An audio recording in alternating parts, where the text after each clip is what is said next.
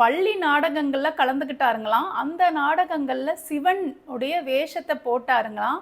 அவர் தத்ரூபமா சிவனாவே மாறிட்டாருங்களாம். எதிர்க்க இருந்த பையன காலாலே எட்டி உதைச்சு துன்புறுத்திட்டாருங்களாம். அவரோட நடிச்ச பையன உண்மையாவே எட்டி உதைச்சதுனால, நாடகம் பாதியிலேயே நின்னுடுச்சு. பார்வையாளர்கள் ரசிச்சு கைத்தட்டுனாங்களாம். இந்த நிகழ்வுலேருந்து நம்ம என்ன தெரிஞ்சுக்கிறோம்னா, நம்ம ஹீரோ வந்து நாடகத்த வந்து நேசிச்சாரு. அந்த கதாபாத்திரமாவே மாறிட்டாரு. ஒரு நாள் நம்ம ஹீரோ முட்டைய நடனம் ஆட வச்சாருங்களாம் நண்பர்களுக்கு இடையே. நண்பர்களுக்கெல்லாம் ஒரே ஆச்சரியமா. அவர் எப்படி அந்த முட்டைய நடனம் ஆட வச்சாரு தெரியுங்களா? அந்த முட்டைய ஓட்ட போட்டு, அதுல இருக்கிற மஞ்சள், வெள்ளை கருவ எடுத்து ஊத்திட்டாருங்களாம். ஊத்திட்டு அதுல பாதரசத்த ஊத்திட்டு, அந்த முட்டையுடைய ஓட்டைய அடைச்சிட்டாருங்களாம். வெயில்ல அந்த முட்டைய வச்சுட்டாருங்களாம். வெயில் ஏற ஏற சூடு தாங்காம முட்டை எழும்பி குதிக்க ஆரம்பிச்சதுங்களாம். இப்படிதான் அவருடைய நண்பர்களை புத்திசாலித்தனமா அவரு சந்தோஷப்படுத்தினாருங்களாம். அப்பவே நம்ம ஹீரோக்கு எவ்வளவு ஞானம் பார்த்தீங்களா?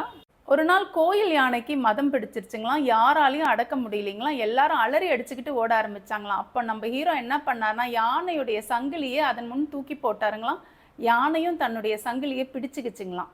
அது சத்திய சங்கிலிங்களாம். அந்த சத்திய சங்கிலி இல்லாததுனால தான் யானை வந்து மதம் பிடிச்ச மாதிரி இருந்துச்சு. அது கிடைச்சதுக்கு அப்புறம் அதோடைய மதம் போயிடுச்சு. சாதாரணமா யானை இருந்துச்சுங்களாம். எப்படி பாருங்க, அந்த நேரத்திலேயே ஹீரோ நம்ம மக்களை காப்பாத்தி இருக்கிறாரு.